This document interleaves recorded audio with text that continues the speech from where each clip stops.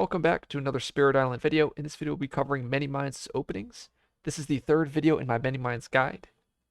Many Mines has 4 different openings. There's the standard, there's the major base, there's a more minor heavy, and then there's a +1 tempo build. I'll be covering all 4 openings.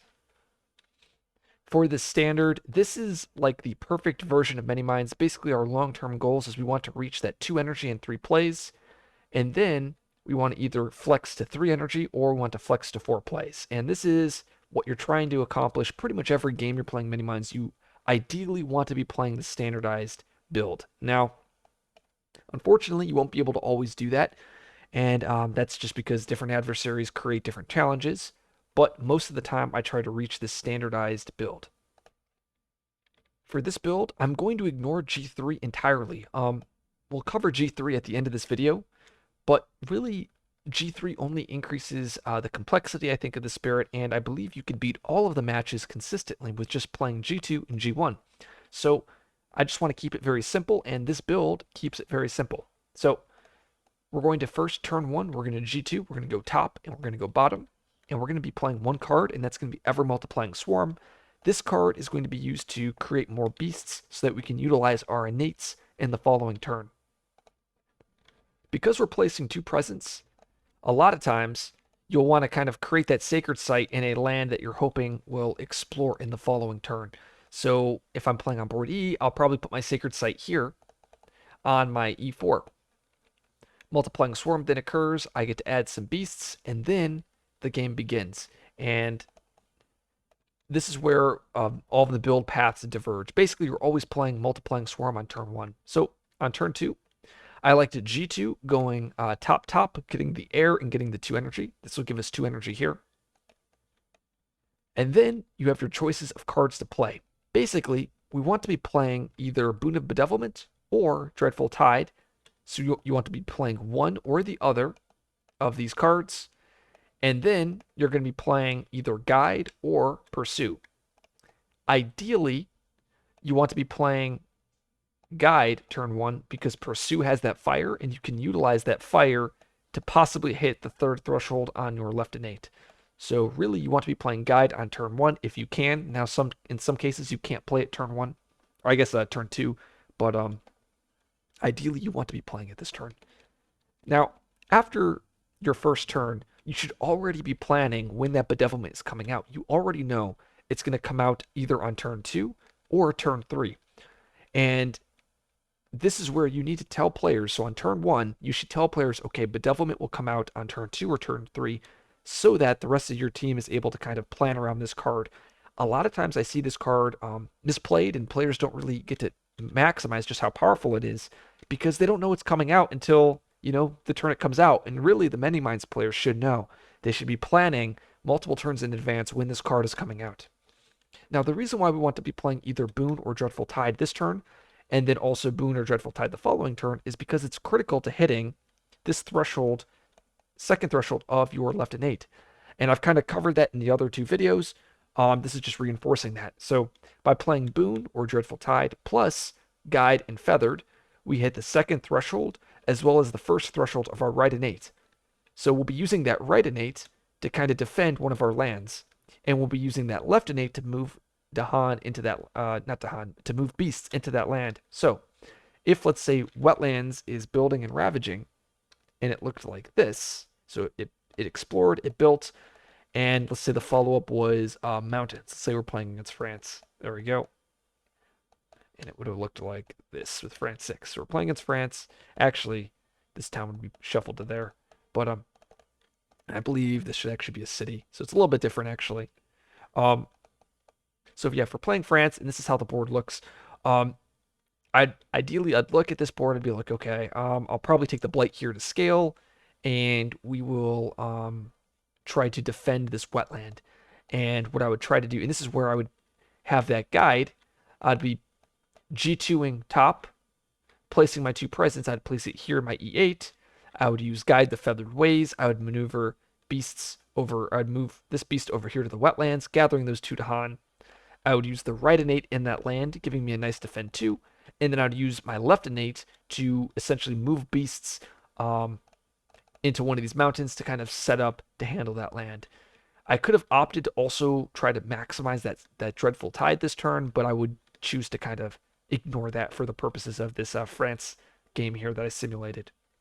And you'll have 2 cards in hand. Now, on turn 3, you're going to G2 bottom, bottom, bottom. And now you've reached that 2 energy in 3 plays. That will give you a total of 4 energy this turn, but you're going to spend 2 of the energy to get a minor. And whatever 2 cards you don't play on turn 2, those are the cards that you'll play on turn 3. So for this game, we would have ended up playing Dreadful Tide and Pursue on turn 3. Now, if we just play Dreadful Tide and Pursue on turn 3, we're going to unlock that second tier of that left innate and that first tier of that right innate. Now, we also have a minor draft. If that minor card has an heir, we get to hit the third threshold of the left innate, which is very important to setting up beasts into multiple lands. Now, if it has animal, we get to hit the second threshold of our right innate, which gives us Defend 4, which could be critical in some matchups. A good example would be Scotland, which has a town city on the coast where that Defend 4 is necessary to fully clear out the land. Now, if the card has both air and animal, well, now you hit both the third threshold of the left innate and the second threshold of the right innate. So, and that's kind of how that minor card impacts both of your innates. Now, if you chose to play Pursue on the previous turn, then you're going to be missing the fire that you need to threshold the left innate. So this card would need to have fire, air, and animal to hit that left innate. Okay, so on turn 4, this is your reclaim turn. You'll have 4 energy here, and a lot of times I get a second minor here. You could also grab majors depending on the different spirits you're playing with. Maybe you've gotten some energy support, but I pick up a major here, and if I do pick up a major, I'm going to be forgetting Multiplying Swarm. If I pick up a minor, then this is kind of how it looks. And ideally, you'll play 3 cards. It could be 2 of basically 2 of your uniques, and then a minor. It could be 3 uniques. Not sure. It just really depends on what you're trying to do with the spirit.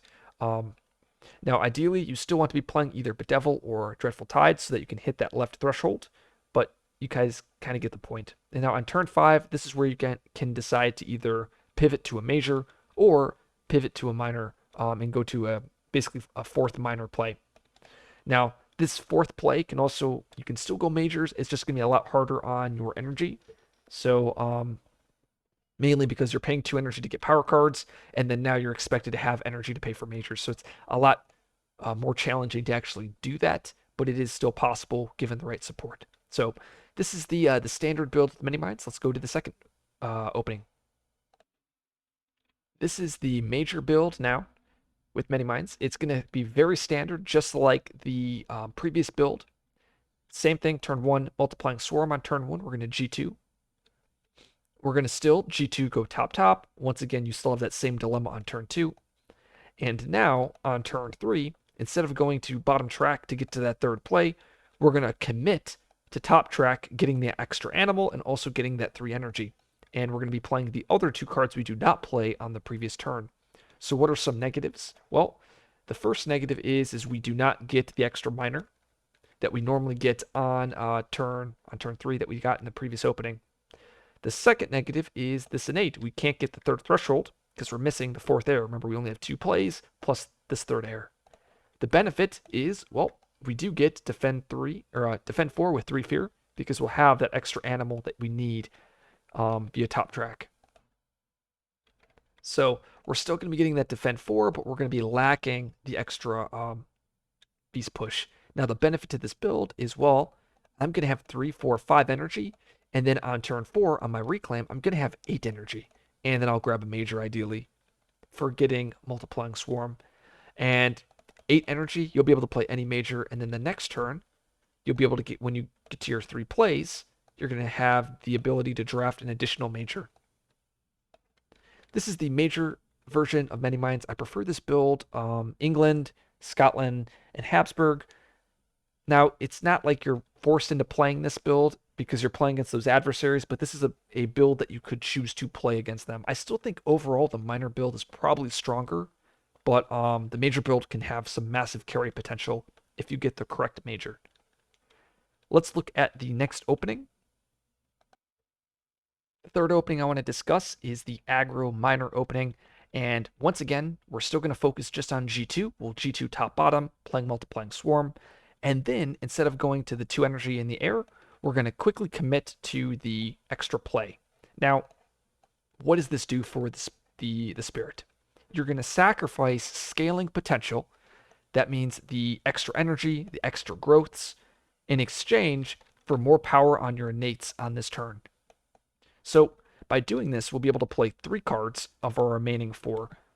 It really depends. Usually I like to play Pursue, I like to play Guide, and then a lot of times I'll be playing Bedevil. Sometimes I play Dreadful Tide, depending on the adversary.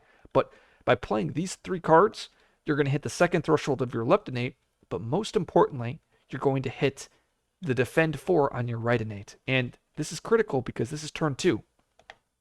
This is the only way you can hit that Defend 4 on turn 2, and that is very important when, for instance, a Town Explorer is 4 damage, and you need that Defend 4 because your Defend 2 does not line up perfectly. A good example would be against Russia, against Sweden. This is where that Defend 4 is necessary on turn 2, otherwise you're blighting.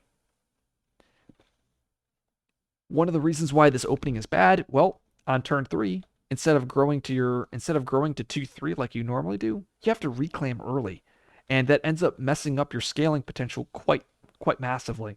So turn 3, you have to reclaim. You'll play 3 cards again. You'll end up getting a minor, and then on the following turn, turn 4, you could commit to that 2-3 build like we had talked about.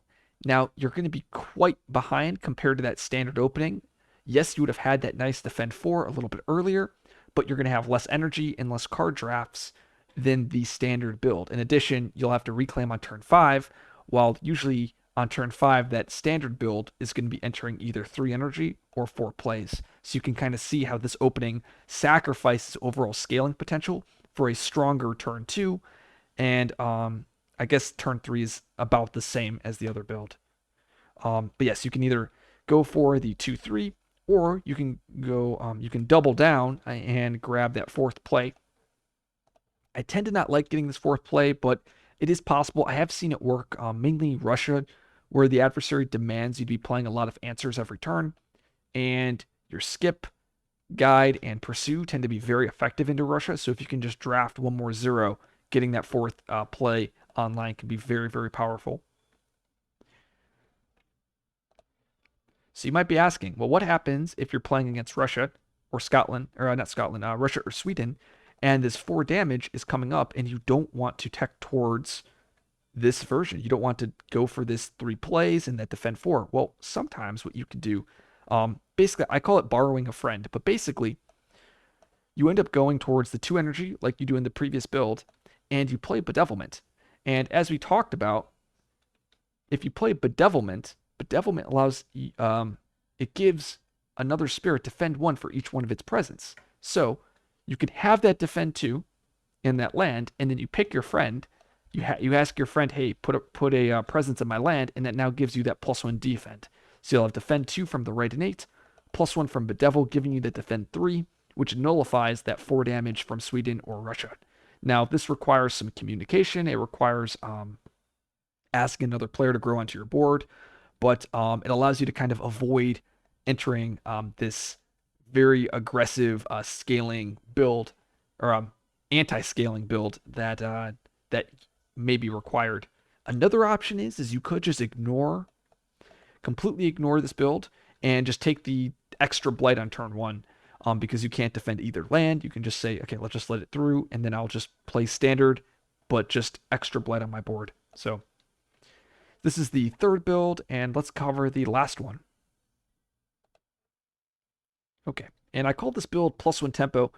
Basically, this is the only build that is going to be using G3, and we're going to be using G3 on turn 1 instead of turn 2. Now you might be saying, why would I ever want to use G3 turn 1? So the whole point of G3 is it puts the player ahead of tempo. It puts the player, it gives them +1 tempo compared to the adversary and compared to the other versions of Many Minds. And it does that by allowing you to maneuver beasts into lands that you want them to, instead of utilizing the left innate. Let me rephrase again. So this left innate here, we always use this innate to move beasts into lands that we want to defend.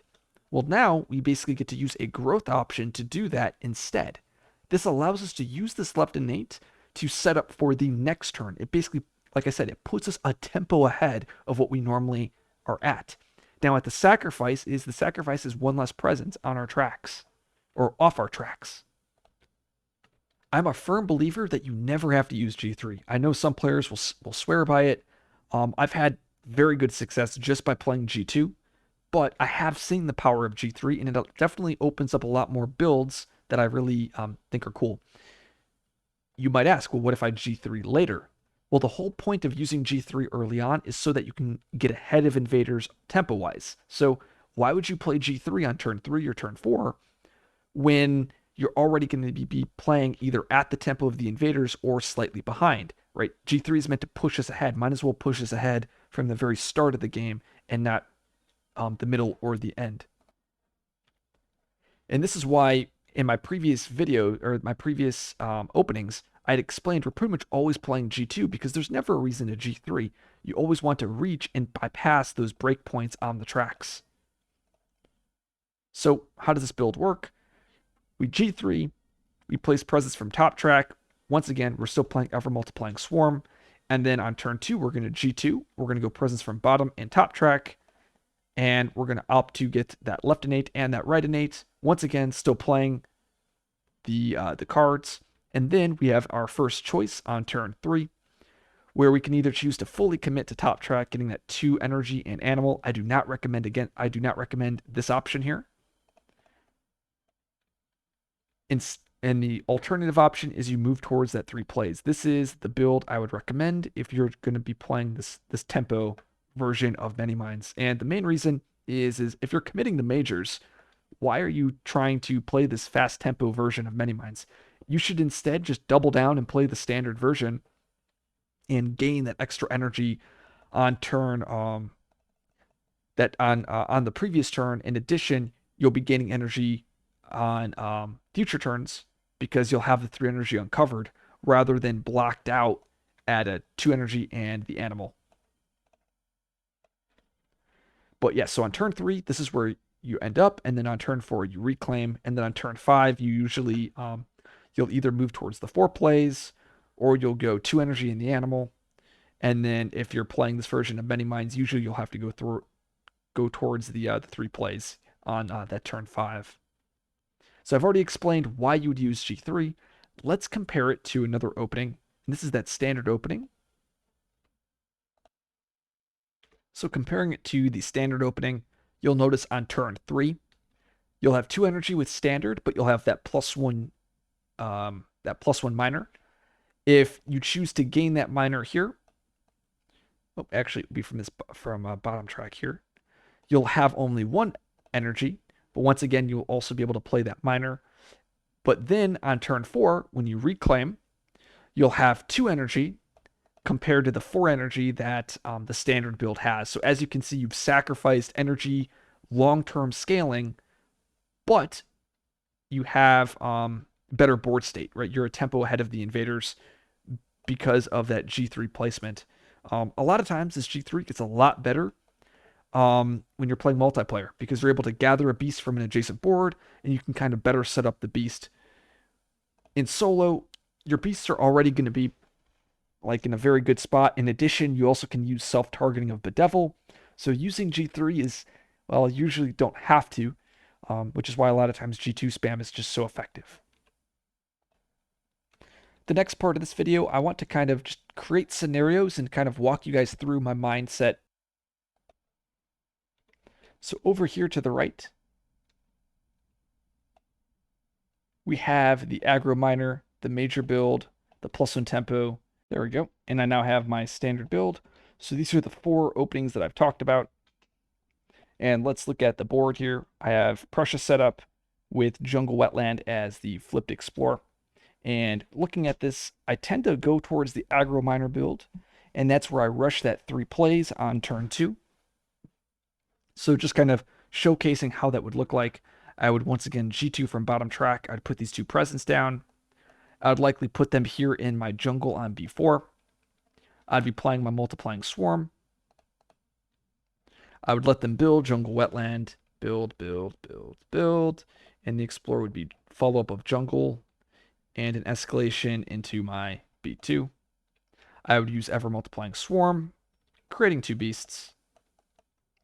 Time passes, and this is once again, like I said, we would use that Aggro Minor build, going towards the 3 plays early.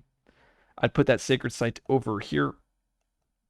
Well, this is where now things get a little bit interesting. So originally, I wanted to basically defend this land because it's coast, push this stuff out of B4, take the blight on B6, and then take the blight on B8, but let it trade.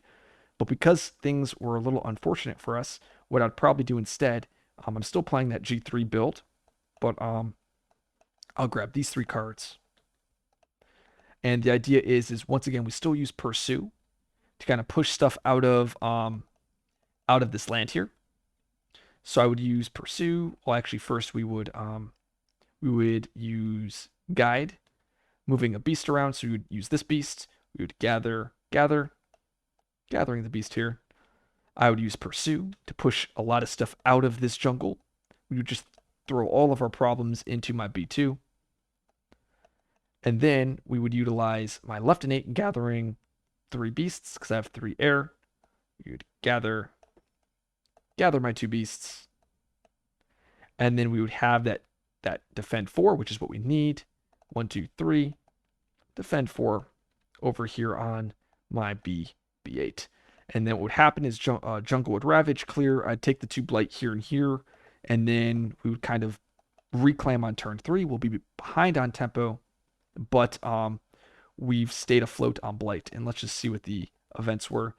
This is very good. Beast push. Actually, this is probably, it just causes an extra build. But I wonder if I should have actually, now that I see this card, if I would have, instead of pushing into my B2, if I would have pushed into my B5, I could have pushed the town via the beast push into my B4, and the Dahan Gather would have gathered in, defending this. Basically, it would have allowed me to kill the town. But regardless, wow, this would have been great. Dahan reclaim. So yeah, we would have cleared. It would have looked like this. That would have died. That would have also died. We would take the 2 blight here. Blight, build jungle, and the explorer would be wetlands. And we would have to escalate into my B4 because we'll just easy defend that. And then as you can see, we're in a very strong position here. You'll see in my videos, I don't take bedevilment for myself. I could always choose to in solo, and that makes this matchup significantly easier. But at this point, I'm reclaiming. We're getting a minor, and just looking. Drought, Call of the Dahanways, Purifying Flame, Reaching Grasp. And at this point, I'd probably plan to skip this on B6 with Dreadful Tide, and I would want to set up a defend on my B1, and then use Pursue to push out the Town Explorer like into my B3, right? So it'd be something like, and here basically I'm playing a Precious 6 game right now, but basically I'd play like Bedevilment, I'd play like Multiplying Swarm, I'd be playing Guide here. Let's just say I pick up, let's just say I grab Reaching Grasp, it doesn't really matter here. And I'd have that right innate here. I'd be able to easy defend this, defend 2. I'd have Guide, being able to maneuver basically all these beasts over here.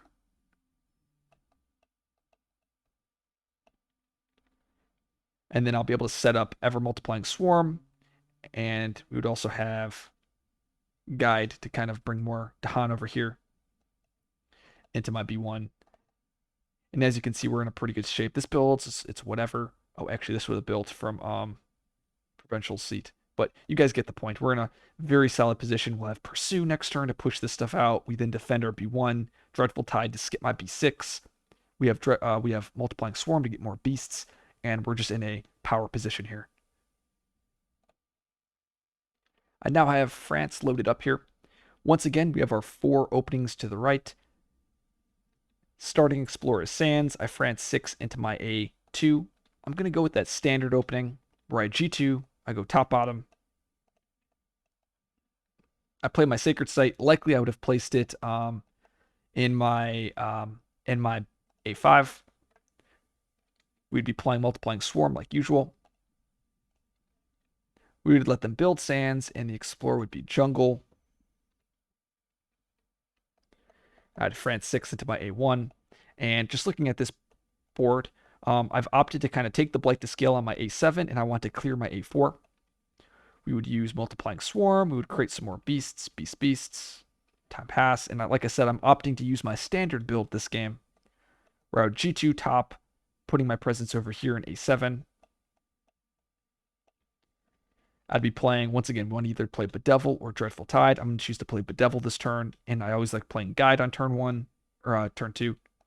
We would use Guide. Remember, we want to save these Dahan on A7, but we also want to bring them into the fold on A4. And then that's with Guide, and then in addition, we'd be able to move some beasts over into my A4, so that I can nicely defend that land. And then jungles would build, this would clear. And then if we're hoping for mountain explore, because then I can plan for a pursue in this mountain land here, pushing everything into the wetland. But you guys kind of get the point. I now have England set up. Same standard. Usually I'm going to be picking between the major build or the standard build. I'd be doing G2 top bottom, creating a sacred site likely on E7 or E4. Starting Explorer Sands. So ideally, I want to shuttle Dahan into my E6 if I could. Since I have my starting beasts there, I don't have to utilize my left innate to gather beasts, so I can kind of get ahead tempo-wise as a result of that. And that's kind of one of the benefits of this G2 spam. All it takes is for the invaders to explore or build into a land where you already have beasts, and then you can use that left innate to kind of get ahead of the invaders.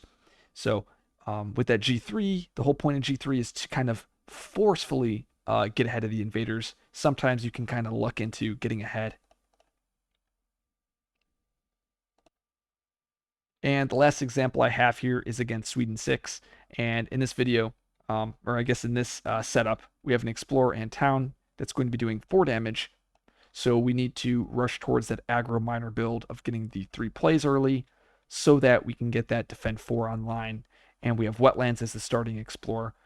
Basically, I'd take the blight to scale on F7. I'd plan to defend my F3 and then go from there, whatever the following explore and build is. Just to kind of showcase that, let's kind of show that here. We would G2, play the multiplying swarm, and we would kind of put that over here in the mountain. Build wetland, explore is mountain. We would use multiplying swarm, creating some beasts. We would time pass, and like I said, we would G2 bottom. We'd put that sacred site, we'd put that over here in F5.